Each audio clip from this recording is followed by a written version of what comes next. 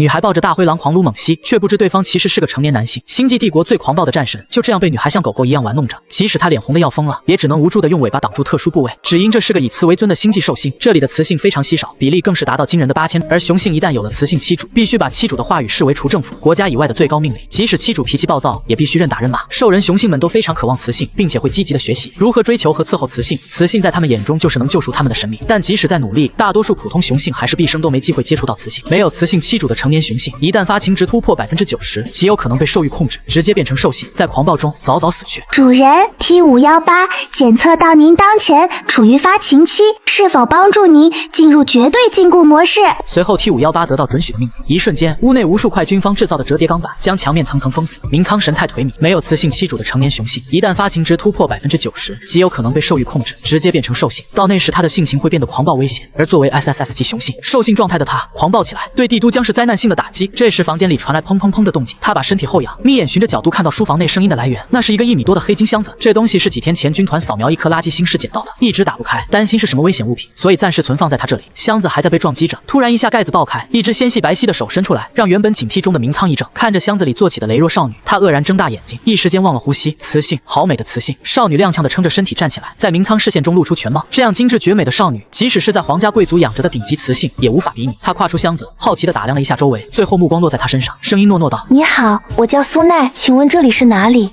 你是被囚禁起来了吗？”这道声音太娇软了，明仓只觉得脑子里嗡的一声，浑身肌肉都在这一刹那绷了起来。突然，手腕上的心脑系统不断发出警报，他的发情值瞬间飙到了87%，喘息声越发粗重，不得不极力克制到眼眶通红，来压制自己的兽性。您怎么会在？快躲起来！雌性十分柔弱，体力通常不到普通雄性体力的5%，需要精心呵护才能存活。他很清楚右手的手铐并不能困住他，而房间绝对禁锢模式下，他根本没办法离开这间屋子，他随时有可能伤害到这名尊贵的雌性。苏奈好奇地耸动了一下鼻子，作为一个顶级雌性，他好像嗅到了一种类似于信息素的味道。苏奈走近他，然后从地上捡起一支针管，嗅了嗅上面残留的药剂味道，跟他那个世界的抑制剂不大一样了。药味闻起来好像浓很多，剂量不太像是给正常人用的，倒像是某些攻击性极强的大型野兽的剂量。就在他思考的同时，明仓头上一对银灰色的狼耳不听话地蹦了出来，身后一条粗大的毛茸茸尾巴也在沙发上延伸开。与他主人躲避的状态不同，他正在跃跃欲试地向面前的雌性展示他的欢喜。看来他确实穿越到了兽性世界。研究院发明的穿越机有点意思吗？此刻苏奈新奇地上手摸了摸他的耳朵，你好可爱呀，是从哪里蹦出来的？所有的兽人都不喜欢任何代表兽型的东西，尤其雌性，可他竟然不嫌弃地摸他的狼耳，还说可爱。明仓努力想从他脸上看出捉弄和嘲讽之意，可是某种占有欲疯狂地叫嚣着，使他根本不能集中注意力去管其他事情，身体本能地想要靠近他。您离我远一些，我会伤害到您。苏奈凑近他的脖子，根据他来之前得到的资料，这里是异性恋的世界，大概率不会有同性伴侣，而他在这个男人身上没有闻到任何雌性的味道，所以说这个好看的兽人男性应该是单身，而且私生活非常干净。他在一个世界执行任务时，也见过多次队友在没有意志力时发情，这种时候另一个队友就会帮忙解决掉。发情是非常危险的事，信息素会引来敌人。他虽然没有试过帮这种忙，但不介意发善心，尝试帮他一把，再顺便研究一下他的身体构造，看看和他的寿命是否有关联。看着因为他的靠近而浑身僵硬的明仓，苏奈满意地弯起一道人畜无害的笑容，把手轻轻放在他身上，暖声道：“亲爱的兽人先生，需要我帮你吗？”明仓反应过来，他的手放在哪里，震撼地看向他。他闷哼一声，不敢相信面前这个年轻的雌性用这么乖的表情干这么野性的事。他引以为傲的克制在他手上寸寸龟裂。正常情况下，雌性是非常恐惧且厌恶发情中的雄性的，可这位尊贵的陌生雌性不仅不怕他，还跟他亲密接触。很快理智被淹没，他没有任何这方面的经验，只能维持这样半人半兽的状态，任他把控。这种不能自持的感觉几乎让他快疯了。苏奈身上的气息似乎有安抚雄性的效果，他就这么奇迹般的在他手上清醒了神智。这一刻，他恨不得给自己一枪子儿。这时，苏奈无辜的脸庞凑近他，兽人先生，我饿了，你这里有吃的吗？明仓还未正常的心跳，在跟他对视的一眼里，再次狠狠撞了一击。他起身从抽屉里拿出钥匙，解开手铐。就在苏奈觉得自己是不是太过分了时，他从厨房折返回来，递给他一些东西。苏奈接过来打量了一下，是几只陌生包装的营养液，打开试探性的舔了一点。为了更方便他来这个世界开展工作，穿越前科技院给他的舌尖和手腕分别装上了微型成分检测器系统和空间系统。突然脑中就传来一道只有他能听到的清冷系统男声：检测完毕，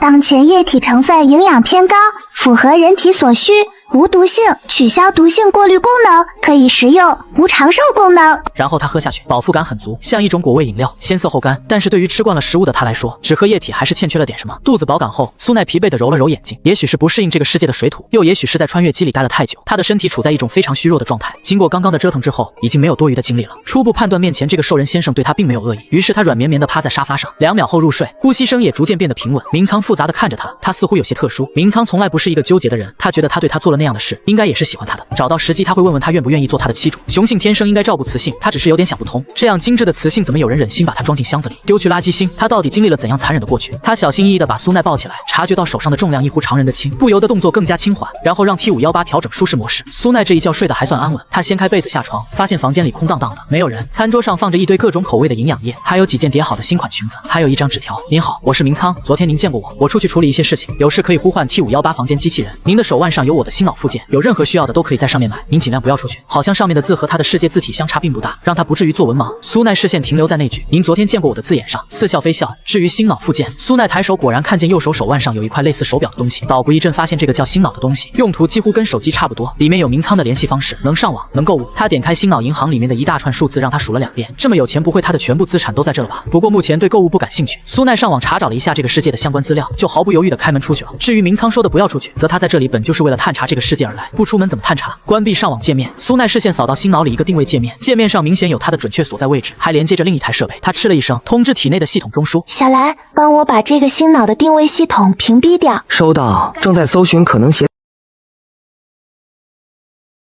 几分钟后，一个用帽子盖住大半张脸的小孩走在街上。考虑到兽人嗅觉灵敏，他特意掩盖了自己的气息。带定位的系统他的世界虽然勉强探查到兽形世界，但对这里了解并不多。好在他接受新事物的能力非常好，刚才通过心脑基本捋清了这个世界。原来这里的女性也就是雌性非常稀少，男女比例已经到了9:1的程度，街上几乎看不见雌性。但其实雌性的地位异常高，一旦有雌性出现，身边必定跟随好几名雄性保护。在这里，不论以任何理由伤害雌性都是犯法的，会承受非常严重的法律责任。雌性享有大部分的法律话语，必须把妻主的话语视为除政府国家以外的最高命令，即使妻主脾气暴躁，也必须认打认骂。因为男女比例失调，兽人雄性们都非常渴望雌性，并且会积极的学习如何追求和伺候雌性。雌性在他们眼中就是能救赎他们的神明，但即使再努力，大多数普通雄性还是毕生都没机会接触到雌性。雄性很大几率会在发情期死去。关于发情期，苏奈也研究了一下，雌性15岁成年，成年后就会不定期发情，而雄性在17岁成年当日会发一次情，之后每3个月发一次。如有雌性诱导或外界诱因，则发情状态会更加频繁。发情期的雄性会非常痛苦，而且状态很不稳定，所以市面上推出了很多抑制剂，多数雄性就靠抑制剂活着，这显然不是长久之计。抑制剂的药效是有限的，长期使用就会产生抗药性，以至于出现昨天明仓那种突然爆发、不可收拾的情况。苏奈所在的地方是中央新帝都，这里是整个星际最繁华的地方，但越是繁华的地方，就越是有治安无法管制的灰色场所。比如一个叫森迪地下交易城的地方，苏奈进去没走2步，身后一道黑影猛地从他旁边窜出去，而且身上有非常重的血腥气。随后几个紧追其后的拿着枪的壮汉，气势汹汹的一把推开苏奈，嘴里还骂骂咧咧：“滚开，小杂兽！别挡路！”兽人雄性敬重强者，而对苏奈这种矮个子的雄性，他们天生鄙夷。苏奈揉了揉被那些人撞疼的胳膊，帽檐下的双眼眯了眯。巷子外一个矮个子雄性突然挡在无人的巷道，刻意压低的声音从帽子底下冷漠地传出来：“你们刚刚撞疼我了，道歉。”几个刚行过凶的兽人壮汉互相看了一眼，纷纷十分不屑地嗤笑起来。其中一人走上去，试图把苏奈拎起来。哪来的瓷枪？毛都没长齐就敢挑衅？老子家里的雄父没教过你别送死吗？苏奈突然抓住比他壮硕3、4倍的手臂，在众人都看着那只手愣神之时，莫大的力量突然从这只纤细的手中迸发出来。只听咔嚓一声，骨头崩碎，2秒后传来他撕心裂肺的痛叫，随即那只瓷白的手揪住他的衣领，在空中划过一道优美的弧线，狠狠把他砸在地上。苏奈逆视这群还没反应过来的大个子壮汉，淡淡道：“都让你们道歉了，非要找死。”巷道里的枪声混乱的响起，又飞快的停下去。到死他们也想不通，这个矮小只的瘦弱雄性哪来这么强的战斗力？随后他朝着奄奄一息的黑豹走去，蹲下来，歪着头把他从上到下打量一遍。这就是完全展现的兽形吗？看起来比一般豹子大好多呀。夏安兽瞳一缩，他不明白一个尊贵的雌性怎么会独自出现在这种地方。他没有随身保护的雄性吗？就在这时，雌性摸了摸他的毛发，露出一道友好的微笑。你运气很好，我是个爱护动物的好人。说着，苏奈手腕一翻，系统空间里的特效保命药出现在手心。给黑豹喂完之后，他无奈地发现自己找不到回去的路。苏奈作为顶级 Alpha 受过专业训练，无数技能傍身，战斗力强悍，但他偏偏是个路痴。即便科技院在他空间里装备药物和精良的武器，唯独没办法给他这个世界的导航地图。纠结之后，他只好吩咐系统小兰把定位干扰取消。干扰信号已取消，检测到您所处位置较为危险，请保持警惕。苏奈叹了口气，坐在黑豹边上，可怜弱小弟等人来接。帝都军办厅最高层办公室，一位副将拿着资料，严谨地汇报到军帅：“根据您提供的照片，星际系统匹配了所有登记在册的雌性，都没有结果。她是一名没有星际身份的雌性，我们调查不到她的来历和等级。”而资料上的照片正是苏奈。对于这个结果，明仓并不意外，只是语气有些沉重道：“去查一下那些私自买卖、豢养雌性的势力。”想到苏奈可能是被灰色势力豢养的雌性，他神色更加冷硬了些。生平头一次，他对雌性产生了强烈的心疼程和保护欲。就在这时，光脑滴了一声，上面连接着他的光脑附件的定位。附件显示，苏奈离开了他的住宅，出现在了森迪地下交易城。明仓霍地站起来，那是帝都最大、最肮脏、最残暴的地段。他怎么会在那里？为什么光脑现在才提醒他？他被绑架了吗？苏奈那样漂亮单纯的雌性出现在那里，他都不敢想会发生什么。让所有人集合去森迪地下交易城。短短10几分钟内，帝都军队将森迪交易城层层围住，混迹里面的哪个不是狠人？也没人见过这场面。这地方一直不受管辖，突然被几万支枪支铁炮围起来，谁不害怕？懵逼！接着，明仓快步按照定位走进交易场，距离光标只差一个转角的时候，他看到几个拿枪的彪形大汉倒在那里，脖子被扭断，死透了。他脚步放慢，涌出一种不能压制的担心苏奈会像这些人一样的下场。但看到苏奈的第一眼，他几乎心脏都忘了跳。瘦小的就这么坐在血泊里，旁边还躺着一头兽化的豹子，一定是这头豹子伤害了他。被这一幕激怒的明仓当即就要击毙这头豹子。原来在星际世界，雌性永远是孱弱无辜的形象，没有人会相信柔弱的雌性有战斗的能力，也没有人会认为雌性有坏心思。他们该被保护起来，而不是像这样坐在血泊里伤害雌性，罪大恶极。更何况那是他唯一心动的雌性。就在这时，苏奈似乎发现了他，看清他的枪后，惊慌失措地挡住豹子，不要伤害他，他很可怜的。明仓一顿收了枪，迅速将他检查了一遍，还是不放心，沉声问：您怎么跑到这里来了？有没有受伤？苏奈摇摇头，小心翼翼地软声道：我在房子里太无聊了。明仓松了口气，在外面那几个彪形大汉是这头豹子下的手，而苏奈不知怎么误入了这里。他脱下外套，上前将他裹住，打横抱起。对不起，是我没有考虑周到，我先带你回去。他太可怜了，你能救救他吗？好，我会让人送他去医院。巷子外嘈杂起来，明仓将苏奈的帽子往下压了压，盖住他那惊为天人的容貌，以免他暴露在危险中，对撤退。然而交易城里的人却并没有让路，一个形象斯文俊逸的男人挡在他面前。李森这个交易城的王，他漫不经心看了眼明仓。军帅大人一声不吭，围了我的地盘，又这么轻易撤走，不太道义吧？不让我跟你怀里那位尊贵的雌性打个招呼吗？而且李森跟明仓一样是 SSS 级雄性，怀中抱着苏奈。明仓并不想多起是非，事出有因。我回去后会让人送上一份诚挚的歉礼，当我欠你的人情。好说，能得军帅的人情，是我占便宜了。慢走。明仓皱紧眉，经验告诉他，李森绝没有那么容易松口。可此时此刻，他必须先把苏奈带离这个是非之地。果然，就在明仓路过他的一刻，李森突然出手，将明仓怀里人的帽子掀落，一张白得发光的纯净脸庞暴露出来，周围霎时响起无数抽泣声。雌性，她好美，她是几级雌性？是皇宫里的哪位公主殿下吗？难怪军帅大人阵仗这么大，这样的雌性流落在这里，是我也急啊！猝不及防，和苏奈对视上的李森呼吸乱了一刹，他失神的看着那双灵动的黑眸，片刻后迅速回神，微微欠身。恕我冒昧了，尊贵的雌性名叫什么名字？怀里的人刚要开口，苏奈下一秒就被一只大手挡住脸庞。李森，你过火了！李森斜他一眼，懒洋洋地举起双手投降，看着被明仓抱着离开的人，他道：苏奈啊，很快会再见的，我的猎物小雌性。整个星际的好东西，他都想沾一沾手，更何况这样极品的雌性，明仓一个人可守不住。李森却没发现苏奈，也趁明仓抱走他的间隙，回过头来打量了他一眼。明仓的住宅处，帝国特级医生莱特给苏奈检查完身体之后，浑浊老迈的双眼露出笑意。军帅放心，这位雌性不仅没有受伤，相反，她的身体比很多雌性都更健康。现在我需要给她检测等级。明仓面色松了松，对乖巧坐在沙发上的苏奈温柔道：别紧张，莱特医生给帝都很多雌性都检测过等级，有了等级证明之后，就能办理雌性的星际身份了。星际身份大概就是身份证一样的东西，明仓的身份似乎不一般，能为他省去不少麻烦。如果有星际身份，他就算彻底打入这个世界内部。这上面的图案，您尽力把它们按照您觉得合适的位置摆放就行。雌性的等级最低是 F 级，最高是 SS 级。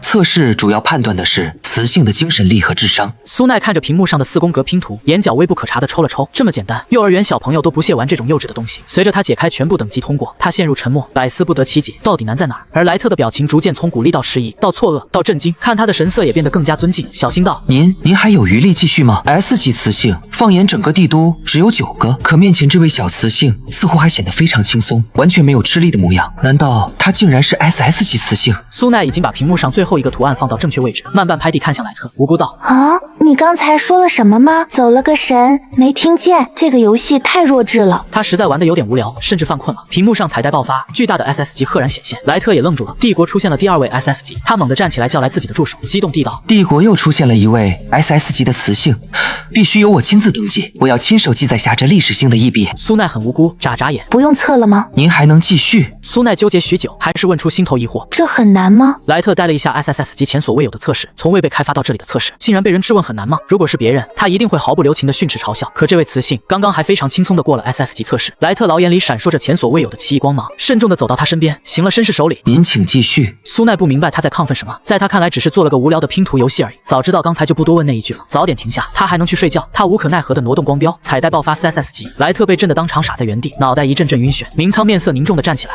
心里生出一种危机感。3S 级雌性，这是史无前例的事情。苏奈太优秀了，以后恐怕会招来很多雄性的追求。她并不是怕跟其他雄性争夺，可是她这么优秀，如果看不上她该怎么办？而没有意识到身边人动静的苏奈还在继续。下一关很快，彩带迸发 ，SSSS 4样金灿灿的显示在屏幕上，许久都没有显示下一关。他狐疑的望向屋里，石化的几人没有了。莱特踉跄一步，差点栽倒在地。4S 级雌性竟然是4S 级雌性啊！我没有白活这么久，就算让我现在去死，我此生也无憾了。你好像身体不太好，要不您先回去休息？不，我要亲自给您出具证明，姓名苏奈，年纪15。莱特不加怀疑的填上，接着继续问道：您的监护人是明仓军帅吗？监护人是什么？原来帝国规定，每一位未婚雌性都应该有至少2位雄性监护人，既是保护者也是照顾者，以后的一切衣食起居、安全和出游都会由他们给安排。苏奈看向明仓，在这里他只认识他只是不知道他愿不愿意。明仓的心暗暗提了起来，他这辈子没这么紧张过。请您给我照顾您的机会，我会尽我所能保护好您。这小子够意思，也算没白帮他。至于伴侣什么的，听起来像是自由选择，他暂时没放在心上。监护人的角色其实和未婚夫的位置差不多，大多数雄性监护人和雌性都会日久生情，最后结为伴侣。4S 级雌性，即使匹配的是明仓这样的顶级雄性，也必须得感叹一下明仓的幸运，竟然能成为他的第1位监护人。将莱特送走后，偌大的房子里只剩苏奈和明仓2个人。兽人先生，你的耳朵没有了吗？唉，尾巴也不见了。明仓却面色白了2分，主动朝他臣服的低头，让一只威风凛凛的狼王甘愿驯服了自己，成为他的大狼狗。抱歉，昨天冒犯了您，您可以惩罚我，无论是打是骂还是其他的，我都不会反抗，只恳求您的原谅。雄性的兽形只有在战斗和失控这2种情况下才会显现，雌性的胆子一般都很小，对于肉食性雄性的兽形，他们会被吓到，会厌恶和恐惧。他现在这么说是在讥讽他吗？苏奈状似不经意的轻身过去，一只手按在他另一边沙发上，将他困在自己的手臂范围内，单纯的眼睛望着他，眨巴眨巴，好奇道：你在捣乱吗？明仓迟疑，眼里满是疑惑。不是捣乱。为什么要我惩罚你？他呼吸若有似无的喷洒在他胸膛上，让明仓的心跳默默加快。您看到了我的兽形，不反感吗？苏奈伸手自然地搭上他的脑袋，在他昨天长出兽耳的地方摸了摸。我很喜欢你昨天的样子，不过你的兽形是什么呢？是小狗吗？明仓哽了一下，脸红着解释：不是，我是北境灰狼。北境灰狼一个非常悍猛残暴的狼族，哪怕是独狼的作战能力也异常强悍，能硬刚任何顶级肉食猛兽，团队领导能力也是绝对优秀。现在竟然被误以为是小狗，但他丝毫不介意，反而很欣喜他说的喜欢。明仓心中忍不住再一次激动起来。我想看你完全变成兽形的样子。明仓犹豫，低沉的声音里居然透着些许卑微。可是我的兽形太大了，不像那些兔族、猫族兽形可爱，会吓到你。明仓果然受不住他的攻势，面红耳热的变成了兽形。巨大狼体覆盖了大半个5人座的沙发，目光忐忑的看他，似乎担心他的不喜欢和惧怕，小心翼翼的用鼻子蹭了蹭他的手心，尽是讨好。这么大，比那只黑豹还大一圈。为了不让自己研究的目的表现得太明显，他先顺着他的毛流摸了摸，试图让他放松警惕，才慢慢开始观察他。明仓是一只狼王，难以想象这样猛兽要是战斗起来是什么样，在没有武器的情况下，恐怕他都得避其锋芒。意识到这副兽形下的力量，他心头凝重起来。如果明仓这个级别的雄性兽人多的话，这个世界可能比他预料中还要危险。他要重新定义这里兽人雄性的攻击力。而沙发上的明仓在极力克制自己的紧张，心里既喜悦又羞怯。喜悦的是，他发现苏奈真的完全不害怕他，摸他的时候好温柔，温柔到他都要腻在里面。羞怯的是，他摸得太仔细了，仿佛在研究一个什么绝技的稀世珍宝一般。幸好他现在是兽形，苏奈看不到他的脸红，不然他的形象就全没了。正这么想着，后腿突然被掰开，明仓浑身一震，茫然地看向正在摸他肚子的少女。银狼几乎是瞬间缩了回去，脑子里有什么崩裂了。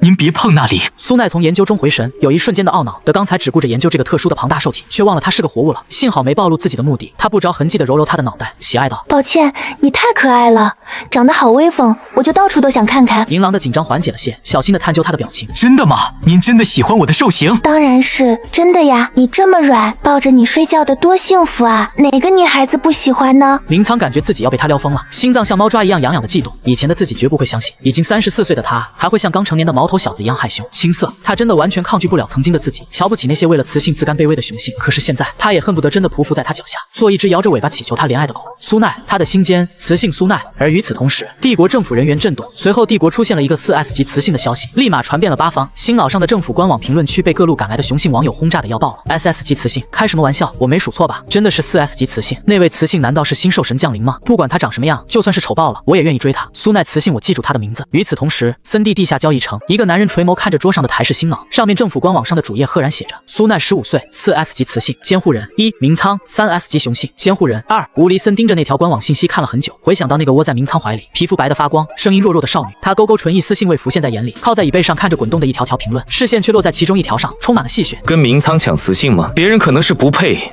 不知道我这个同样3S级的雄性配不配呢？最近活得太无趣了，抢个监护人当着玩玩，似乎也不错。突然敲门声响起，一个下属模样的人恭敬地走进来道：城主查到了，那位叫苏奈的4S级雌性是是明仓从垃圾星捡回来的，帝都也没有他的过去。被一同救走的黑豹少年，雄性名叫夏爱，16岁，一直谎称自己成年，平时在交易城摆摊卖一些不入流的药剂，偶尔也会去地下拳场打黑拳赚佣金。现在人在军区医院，他的生母7年前死了。夏爱辍学拼命赚钱，是为了给父亲治病。他即将面临成年发情期，据推断，他应该没有攒够抑制剂的钱，而且他很有可能还需要购买生命液来给他父亲维持人形。那就帮帮他，他不是打黑拳吗？咱们的地下擂台也是时候该增添新鲜血液了。到时候请那位4S 级雌性看场好戏，真是期待和你再次见面了。有明仓那条看门狗防备着，如果不使些手段，我恐怕不太好接近他呢。然而苏奈怎么也没想到，一觉醒来，房子外面就站了一排军队，是明仓调来保护他的人。原来别墅外面正有一群亢奋的兽人雄性，不断试图向房子里张望。让我们看看4S 级雌性。此时苏奈直接懵逼了，没想到他4S 级雌性的身份会这么麻烦。原本他还想再出去探索一下这个世界，但眼下太高调，如果他出门，军队肯定要跟着他，他只好作罢。在房间里刷了会心脑，他发现网上全都是4S 级雌性相关的新闻。查了一下，星际世界的雌性以精神力和古人类基因区分级别，拼图可以考验雌性精神力的集中程度，而精神力越集中，就越能体现雌性的古人类基因。他这是意外的装了个逼。突然门铃声响起，苏奈打开门，看见一个模样20岁出头的青年。可青年没料到苏奈开门的速度这么快，他擦汗的手一僵，羞涩的手足无措。您好，您一定是那位尊贵的4S 级雌性，我是帝都政府派来的代表。本来我父亲和政府其他元老都要来拜会您的，但明仓军帅说您需要休息，所以我父亲就派了我过来，希望没有打扰到您。你父亲是？青年弓着身子，谦卑紧张地道：我父亲是3等公爵苏克曼，我叫苏克利，是 S 级雄性。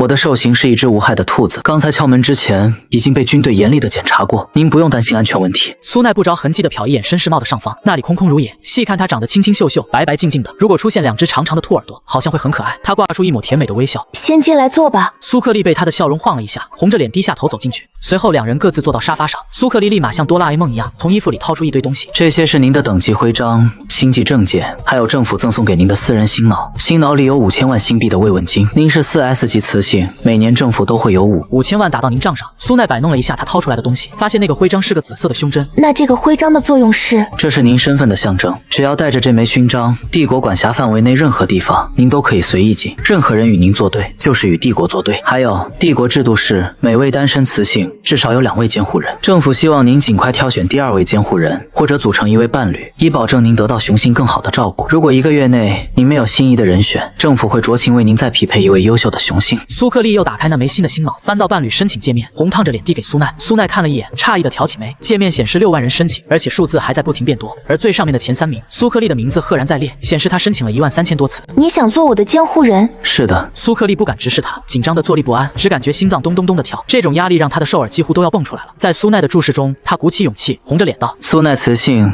我们帝国的公爵是世袭制的，我很快也会继承我父亲的3等公爵。虽然 S 级雄性也远远比不上明仓军帅，但我会尽可能升职的。您能给我一个机会吗？苏奈无语住，生活上和什么上？他和一只兔子吗？突然房门被打开，身上军装还没换的明仓出现在门口。明仓冷不丁地凝视苏克利一眼，直到看向苏奈时，眼底的气势才消散，化作温柔。门外守护苏奈的军卫传新消息告诉他，政府派人来了，他就撂下事情赶回来了。政府里那群老东西肯定憋不出什么好屁来。苏克利起身走到明仓面前，微微颔首行礼。明仓冷漠地看着这个毛头小子，我记得你兽形是一只兔子，一个草食性雄性也敢妄图沾染苏奈。明仓军帅，我的兽形是阿斯克。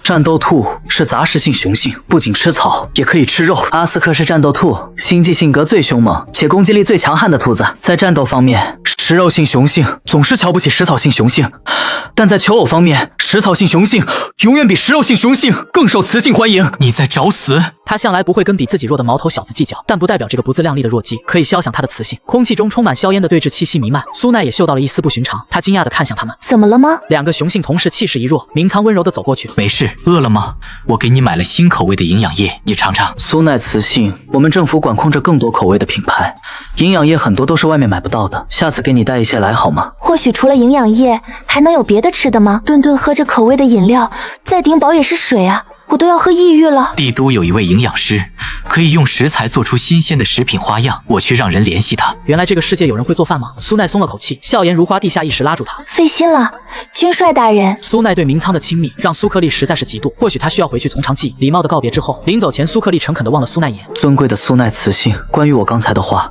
还希望您一定要考虑我。怎料房门被明仓砰的关上，在外面围观眺望的兽人雄性们看见苏克利出来，纷纷兴奋不已。有认识他的人立即问：怎么样，苏克利，见到那位4S 级雌性了吗？苏奈慈信非常漂亮，也非常温柔，我无法用任何言语形容她的美丽。又温柔又美丽的顶级雌性，我的兽神呐，真的有这么完美的雌性吗？别墅里，明仓静默地抿了下薄唇。他跟您说了什么？他给了我政府发的星脑和勋章，说帝都很容易检测到我的等级。还有苏奈的脸色有点怪异，他可能想成为我的监护人。身形骤然一僵，想立刻把苏克利抓回来揍一顿。食草性兽人果然无耻，对于求偶这件事，他没有太上心过。幼年时期他就对战斗和军事战略功课十分感兴趣，反而在伺候雌性这门功课上，每次不过敷衍到及格线。但此刻他的危机感前所未有的大。明仓看着沙发上的苏奈，拉住他的手，缓缓蹲下身来，用半跪的姿势低姿态地陪在他身边。你喜欢他吗？他虔诚地亲吻了苏奈的手背，以一种投笑者的模样，用自然性感的低音炮哑哑地道：或者我想问的是，你喜欢什么样的雄性？我也可以尽力讨好你。苏奈承认他有点惊讶，明仓在他眼里是个成熟型的正经形象，能说出这样露骨的话，对他来说应该非常不容易。他眼里一丝趣味划过，托起下巴歪头问他：你要怎么讨好我呢？明仓有些慌乱无措，其实现在正是危险期，尤其苏奈还在身边，身体里的情动很容易蠢蠢欲动。他克制着将他的手拉到自己跳动的心脏处。我是您的所有物，只要是您的要求，我都会满足。苏奈感受到手心下跳动的心脏，气氛一瞬间暧昧起来。谁能拒绝一个宽肩窄腰的男妈妈呢？诚恳地祈求他的垂怜。苏奈轻咳一声，抽回手，让明仓有些失落。这么多年，第一次主动寻求亲近，就这么失败了。苏奈感觉到他情绪的低落，站起身摸了摸他的头发。你刚才说，不管我有什么要求，你都会满足，对吗？是，您的任何要求我都会满足。那我困了，你可以变成兽形陪我睡觉吗？明仓怔了一下，但还是同意了。他把他抱到柔软的床上，随后身形变成一只巨大的灰狼，就在他旁边趴了下来。可在他看不到的角度，几根银灰色的毛发留在苏奈的手中。次日，苏奈被心脑的提示音吵醒，他点开邮件，竟是一个金色蛇纹的邀请函：3D 地下交易城修罗台生死场擂台赛 VIP 观众席，参赛人夏艾17岁，兽形黑豹。黑豹夏艾是谁？苏奈不认识，但看见黑豹2个字眼，他莫名想到了自己救的那个黑豹少年。这个擂台又是修罗又是生死局的，好像来者不善。而且为什么要发给他？他虽然救过那头黑豹，也不代表对拯救别人这件事就感兴趣。明仓，你知道修罗台吗？知道，是地下交易城的一个擂台场所，他们的擂台规则非常残暴，参赛者会1对多，甚至车轮战，最后活下来就算胜利。不过很少有人能从那里活下来，您不要靠近那里。这几天白天我不在，您出门也带上军队好吗？明仓有些不放心，像叮嘱小孩一样。明仓的心脑闹钟响了起来，他遗憾地起床收拾出门。他转过身，视线扫过在别墅外站岗的军队，守护好他，有任何差池，枪毙勿论。没了外人在场，苏奈的气质变得异常平静。他拿起心脑，距离今天的擂台赛开始还有1个小时。他想看看给他发这封邮件的人是谁，到底想干什么。他麻利地给自己换了之前出门那身衣服，看了眼窗外守护在房子周围的军队，几个跃身翻上屋顶，规避了军队的视线。他快速闪身翻出别墅。这场擂台似乎很是火爆，与其说是擂台，不如说是一个巨大的斗兽场。修罗台的擂台规则，挑战者们可以共同对付参赛者，只要杀死参赛者就算赢，而参赛者则要杀死所有挑战者才能拿到奖金。简单的说，就是黑豹少年要以1对10几个成年男性杀了他们，并且活下来才拿得到钱，而且能成为挑战者至少都是 A 级雄性，其中甚至会有 S 级雄性。赛制实在是残忍，几乎没有给黑豹留活路。苏奈扫了眼那些挑战者们，随后对照邀请函去到2楼的 VIP 座位，但他打量了这个隔间，发现这里是有监视器的，而他背后监视器的另一头，李森幽暗的眸子里闪过一丝意外。他作为雌性不害怕这种血腥场面就罢了，竟然看起来还很感兴趣。而擂台上的战斗逐渐变得惨烈，黑豹在咬死第6个 A 级雄性之后，兽口和兽爪都布满了鲜血，他明显进入了疲惫状态。而场上的2名 S 级雄性一直像猫捉老鼠一样溜着他。尽管夏艾的实力确实不容小觑，但在这种不公平的战斗中，没有人觉得夏艾是个威胁。相反，4级雄性巴不得放水，让夏艾多杀几个。夏艾杀掉的竞争者越多，他们分到的钱就越多。A 级雄性们也意识到了这个问题，趁黑豹喘息之际，便立马全力围攻，场面混乱凶险。一群壮汉欺负一个小孩子，还得搞围攻这一套，他可有点路见不平了。接着夏艾再次放倒2名 B 级雄性，视线不经意一扫，忽然定在2楼的某个隔间上。黑豹一瞬不瞬地望着对方，一时间情绪悲哀复杂。为什么每次他在这样狼狈的时候都被他看见？也许他根本认不出他，但他这样的状态肮脏不堪，还卑贱的为了钱舍去性命。不料黑豹瞬间发出暴怒的嘶吼，一跃将那名偷袭他的雄性摁倒。场外爆发了观众的惊呼和惋惜。与此同时，2楼隔间里，是时候了，小兰，替我屏蔽场内所有监视器。我好不容易救一次小动物，不太希望它死了。收到，已屏蔽场内所有监视器。祝您玩的愉悦。系统声音一落，苏奈手上已经多了一把消音冰狙，身形一退，隐藏在角落里。这种狙和普通枪支外形上没有区别，唯一的区别是它的子弹是用冰做成的，打进肉体里，子弹很快就会融化消失，让人不知道对方的杀人手法。这是他扮猪吃老虎的常用武器，不能下场就替他做手脚吧。砰的几声，几发冰弹射进混乱的擂台，几乎在黑豹身爪触及到他们的同时，几名 A 级雄性就瞬间倒地。卧槽，刚刚发生了什么？谁看清了？这头黑豹刚才秒杀了4名 A 级雄性。殊不知，黑豹此时也是懵逼的，他惊疑不定地看向倒下的尸体，在扫视四周有人在帮他，可现在来不及多想，他一跃而起，瞬间撤离到角落里。这时2名 S 级雄性准备全力击杀他，所有人都预料到结果，这名战斗许久的黑豹少年即将陨落。然而2楼角落的苏奈却冷笑一声：“姐，就再帮你一把。”就在那2名 S 级雄性发动攻击的一瞬间，一枪打在老鹰的翅膀，一枪打在巨人的7寸，1秒、2秒、3秒，全场炸裂，观众席所有人都不可置信地站了起来，而苏奈只是轻吹了一口枪口上的冰烟，收了冰狙，满意的摸摸手腕的空间系统，饶有兴致地看着裁判上台检查自己的杰作，能查出来才是真的有鬼了。而另一边，黑暗的办公室里，因为突然熄掉的监视器光幕打断了自己欣赏苏奈磁性，李森非常生气，下属战战兢兢地进来跟他汇报了擂台的情况。查到怎么回事了吗？还没有。裁判检查了伤口，并没有什么异样，而且修罗场里的监视器也不知道怎么坏了。就在这时，原本因为监视器坏了而熄掉的光幕又重新亮了起来，画面上那位戴着帽子的雌性还是撑着下巴，悠哉悠哉地在看着擂台，仿佛监视器就没有坏过。李森看着娇小的苏奈，怀疑被他迅速打消。雌性天生柔弱，就算是4S 级雌性，也绝没有攻击雄性的能力罢了。一场擂台而已，交易城又不是给不起钱，如果是平时修罗台一定不会善罢甘休。但现在他的注意力根本不在擂台上，他更关注的是苏奈。此时苏奈正要离开，却迎面撞到一个高瘦的雄性胸口，他大概也有1米9几的身高，微微低着头的角度看向他，让人会产生一种宠溺的错觉。终于露面了，苏奈抬手推下帽子，看向李森的目光没有丝毫攻击性，仿佛她就只是一个柔弱小姑娘，单纯的问：“是你给我发的邮件邀请函吗？”是我让下属黑进你的心脑，给你发的消息。您是尊贵的4S 级雌性，见您一面很不容易。我作为雄性，当然也很想得到您的青睐。李森脸上的笑容已经变得危险意味，自己一个人出现在我的地盘上，确实十分让我意外。邀请函发出去的时候，他甚至已经做好了迎接明仓和帝国军队的准备。要知道，作为雄性监护人，明仓是不可以违背雌性的命令的。即使这座交易城在危险，只要苏奈想来，他就必须全力护送。结果他竟然一个人乔装好偷偷来了，真是个胆大包天的小雌性。还是说他对那个叫夏爱的小家伙真的这么感兴趣吗？苏奈似乎没有察觉到危险，看了眼手腕上的星芒，他歉意地道：“感谢你的盛情邀请，但是我得回去了，不然我的监护人要着急了。”明仓回家的时间通常就是1个小时后，他得赶在他开门之前到家。李森看着这个落入蛇窝还不自知的小雌性，幽暗的眼眸像是毒蛇，锁定了他的猎物，笑容却略显玩味。明仓没有告诉你地下交易城是什么地方吗？他身上有一种莫名湿冷的味道，让苏奈忍不住打了个寒战，这时候才警惕地看向他。明仓说过了。神情柔弱的少女忽然抬起眼来，下一秒一击针管从她脖子上插入，李森毫无防备的受痛，接着栽倒下去。昏迷前他看见少女蹲下身来，拍了拍她的脸，脸庞娇糯依旧，神色却在嗤笑说：“你不要小瞧雌性，容易在阴沟里翻船。”这一管药剂他特意加大了好几倍的剂量，足够让一头巨型动物昏睡4、5天，就不信要不放翻他。走了2步，他突然想到什么，又回去薅了2根他的头发。此时有个伤痕累累的少年被人抬着丢进雨地里，随后一包新币也丢在地上。夏爱咳出一口血来，装好新币，手脚并用地爬起来。那位雌性他安全离开了吗？突然一把伞挡住了他头上的雨，一道好听的雌性声音传来：“还不走，是还没有打够吗？”雌性的清香随着雨风飘进夏爱的呼吸，他也像突然遇到鬼一样，震撼的往后退了2步，直接退进雨里。他却不由分说抓住他的手：“这里不宜久留，跟我走。”一瞬间，夏爱似乎忘记了身上的伤痛，呆愣的被他牵着快步走。手上传来的柔软触觉，让他只觉得浑身遭遇电击一样，发麻发昏。迎面打来的雨也不能唤回他半分清醒。他牵住了他那样干净的人，可是却牵着他这样血污不堪和杀戮肮脏的手。不，他弄脏了他。他下意识的就想抽回手，但是却被那只白皙的手反过来拽住。他只好僵硬的被他拉着。等到了帝国管辖的安全范围，苏奈才放开他。就到这里吧，我先回去了。你的伤口不能再淋雨了。他后知后觉的缓过神，想跟上去，跟了2步又停下来，卑微的望着他。您一个人出来的吗？您的雄性监护人呢？不要跟着我，我不需要你送。夏爱紧紧的抿了抿唇，他的冷漠疏离让他感到局促，却也觉得理所应当。低头看向他手心的血污，夏爱忽然看向四周，请您等我一下，很快就好。说完他就丢下行李，跑去外面用雨水将手仔细清洗了一遍，然后捧着一捧干净的雨水回来。看到他又局促的后退2步，抱歉，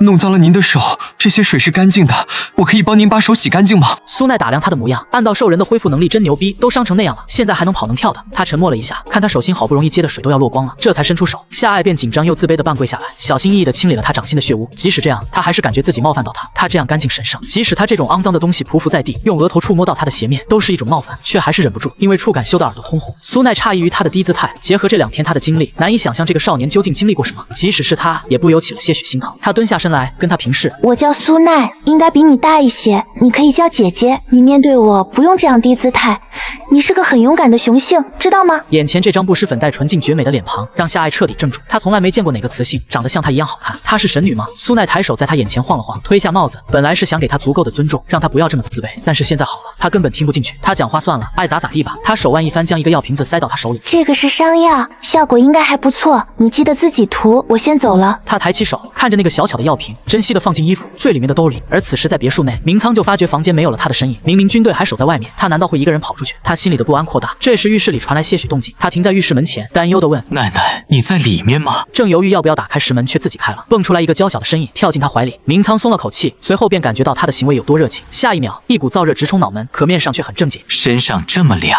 苏奈蹭着他身上的热气。事实上，他刚到别墅就发现明仓已经到门口了，而那个时候他身上有一半都被大雨淋湿，为了不被发现，只好干脆躲进浴室，把自己浇了个透心凉。